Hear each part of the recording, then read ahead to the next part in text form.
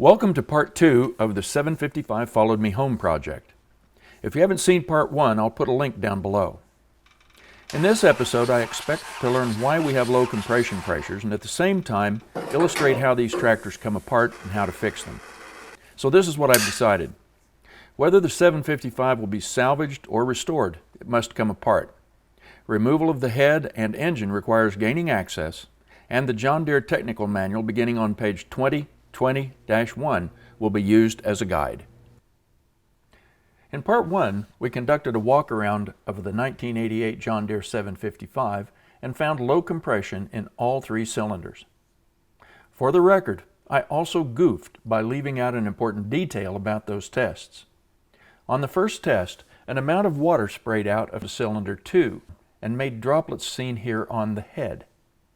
More droplets can be seen on injection lines as the test moved on to cylinder 2. The spray was accompanied by a faint whiff of ether and a large dose of embarrassment. Moving on. To accomplish the test, the battery, firewall panel, glow plugs, and valve cover had to be removed.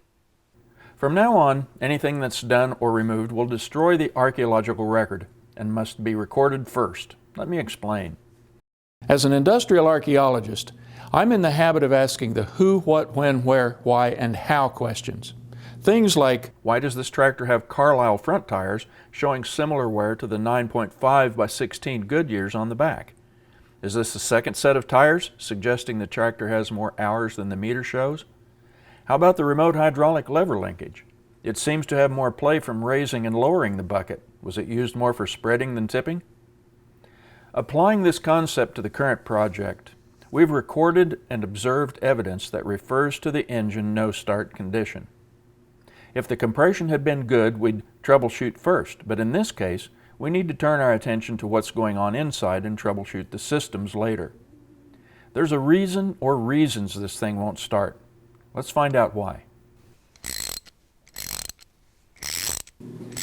Well, it's time to start this slog. In order to get the head off or the engine out, we have to get access, and that's going to mean taking this sheet metal, the battery tray, and also the hood and radiator support, because we've got the fan shroud in here, and the radiator's either got to move forward or it has to come out. So, I think it's time to get started. The first thing I want to do is decide how to take this hood off. I've been in here before, and these studs can come out of the plastic, so I would rather move on down to maybe taking the hinges apart. And as I look at it, it may be easier just take these bolts out and the bolts that are holding the bottom of the radiator support and just pull that out as an assembly. The parts catalog shows the radiator support is held on by bolts down here and coming up through this way. If you don't have one of these parts catalogs, it's online, but this one I was able to find, and it's really handy to be able to look and see what these parts are called and where they are. I don't see a problem getting these 4 screws out here, but I am concerned about reaching the bottom 2 with the loader brackets. Good news or not, it looks like the previous owner or someone left this bolt out, so that one's easy to get to. And John Deere may have allowed access to the lower one of those radio support bolts here. So what I notice is that this lower support on the right side is already loose. It's missing the bolt, actually missing both bolts. The lower bolt on the left side also appears to be missing, and the one on the top is easy to get to. Okay, we begin by taking a 13 millimeter open end, see if we can break her loose. Turning. Good news is there's some oil mist, or somehow it's been in there, so that is not finger loose yet, but we'll get it out. Get the air cleaner tube out, just pinch it and work it out of the bracket. At least that's the way it's supposed to work. Since that wasn't coming out so easy at the moment, we'll take the air tube loose and remove the air cleaner assembly separately so we don't have it to fight. Now I suppose I could keep wrestling with this thing, but maybe if it'll come out with this radiator support, we'll just leave it there for now and deal with it later. The support is held to this plate here with some 10mm cap screws, and you have to have both wrenches ready. This won't fit, the socket won't fit here, so you're going to have to use your open end. Get that one knocked loose.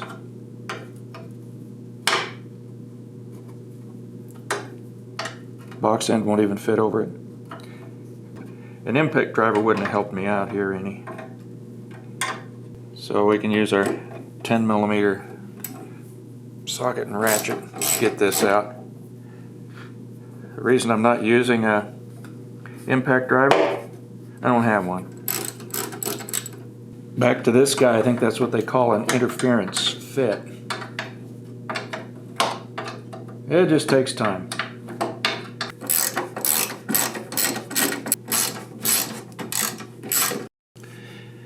Well, to get this support off, we're going to have to get it up over the neck of the fuel tank. So we'll take the fuel cap out.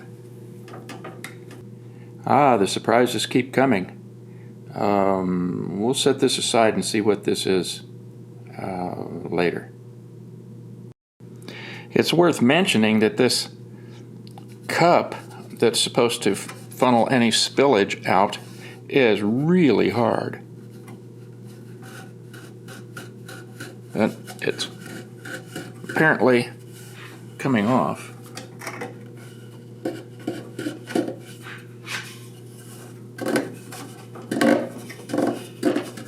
Tell you what we'll do. I'm going to put a little WD-40 around it. See if that will help it slide. Yeah, there's the drain hole. I think I can catch some of this stuff. I'd rather not have to do a whole tank clean, but that's probably going to be in order. Alright, that came off. And the necessary clamp, that will hold that on. So the only thing left to do is to pull that wire connector out.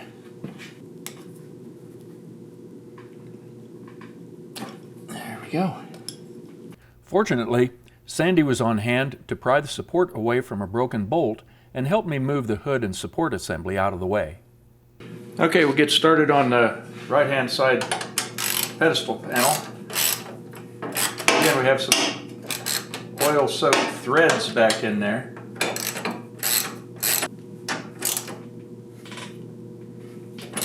Okay, good. Now I planned ahead. This other bolt here didn't look right, and it didn't. It's a 7/16 with a nut.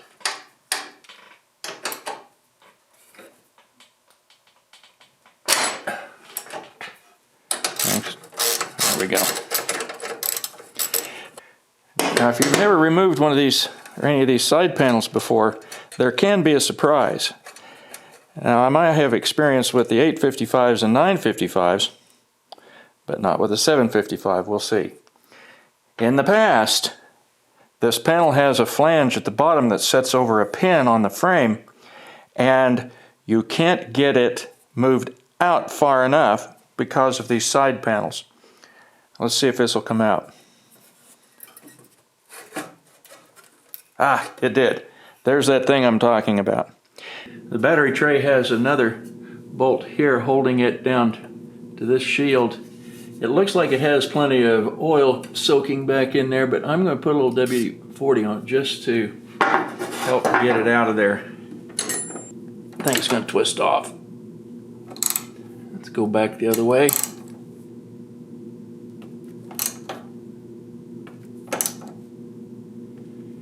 Try her again.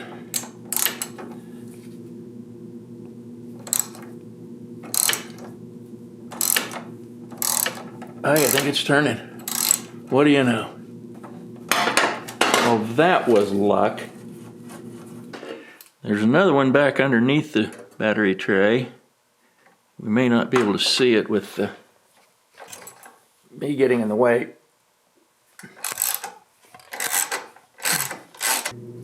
There we go. Oh, has a little green paint on it. Before starting on the left side pedestal panel, I'm going to shoot a little WD into this upper bolt here. Let it soak a little bit. We'll start with these. Again, 10 millimeter. There's a lot of these little 10 millimeter cap screws. Hard to get them mixed up. That one doesn't look OEM.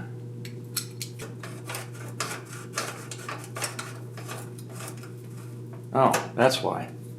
Okay, it's always the last one, isn't it? Well, luckily I have this little pipe wrench. And hey, it's turning. Now it's gotten easier. Having the right tool for the job.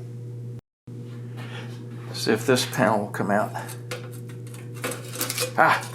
Yes it did. Excellent. I'm going to shoot a little WD on that bolt.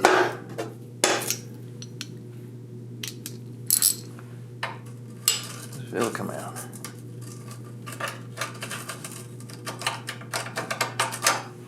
Well, it's not a 10. It was everybody's favorite 9 millimeter.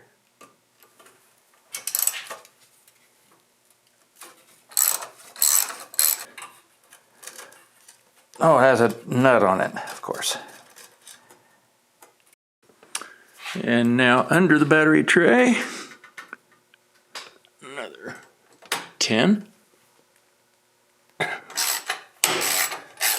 remove the ground cable, we use a 12 millimeter wrench on the bolt and a 13 on the nut.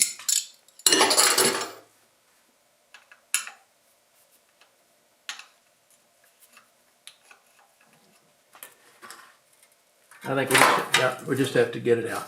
Now I can get that battery case out of there.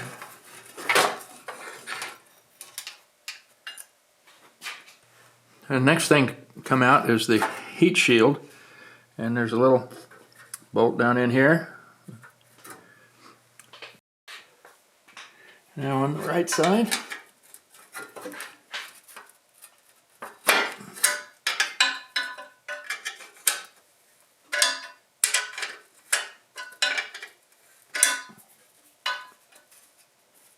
wow, how about that? Maybe this might have been off of here not too long ago. As easy as some of these bolts are to come out.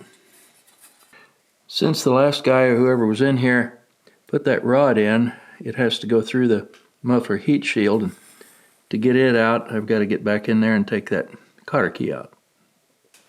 Well, I've dispensed with all of the fiddling around with that lock washer, but I've got to take this nut off because I don't think it will fit through that. I know it won't fit through the firewall here. So when people do this kind of hack job, it just ends up taking shop time. So this is not going to be going back on here. Let's see if we can twist it off. The end of it, I don't know if you can see it.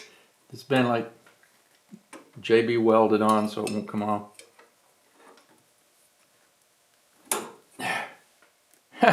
It came off. There. Gone.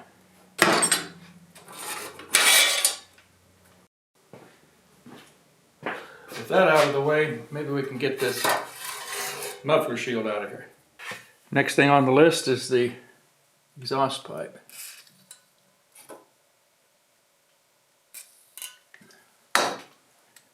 $13mm.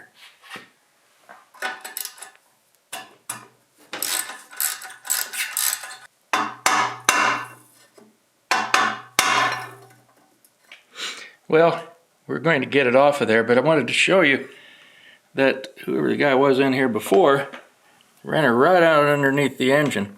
It's supposed to come out here out the side, but we've got to get it off of there because we can't get the muffler out with it in that configuration. Well, after beating the heck out of it with a hammer and chisel, got it better ready for it to come off.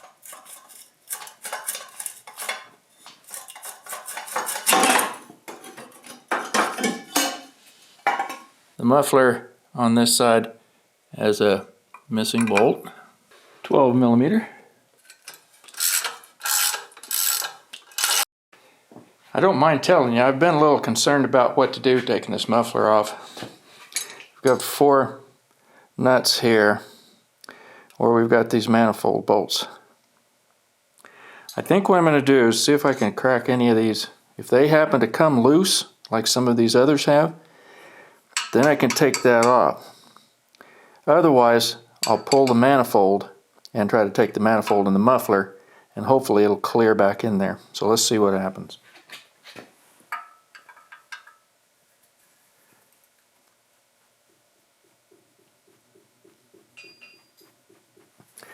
It started to turn a little. I'll tell you what I think I'm going to do. I'm going to go with these manifold bolts. Those 2. And I have a kind of a neat wrench that I found. It was at Northern Tool.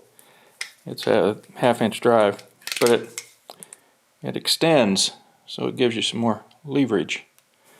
Let's see what happens. This looks like the worst one. Oh, came right loose, or it broke off. Let's try the next one. Just fine, just fine. Loose.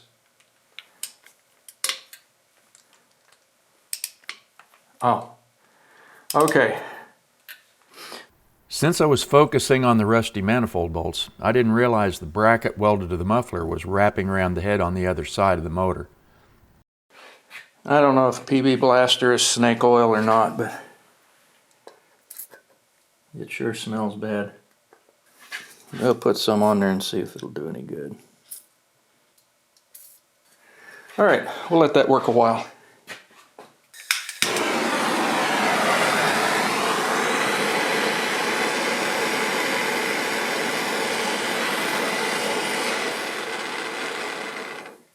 Alright, let's see if that will do any good. Help it out a little bit.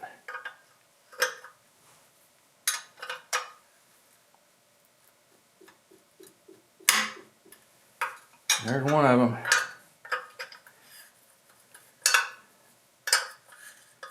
Amazing what a little heat will do.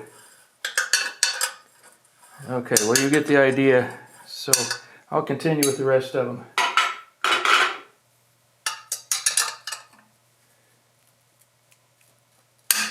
How about that? Now, I don't know, did the heat do it or did the PB Blaster do it? Doesn't really matter. The combination of the two, and we're going to be able to get that muffler off the manifold. Excellent. Stuff like this having been a little hard to come apart. Ha!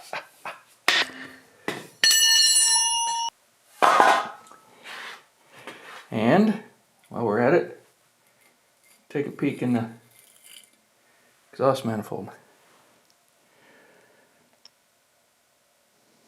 Yeah, they look about the same. Well, this is a good place to stop as this episode was getting long. Part 3 will pick up from here and continue with the radiator and head removal. If you have any questions or suggestions, chime in.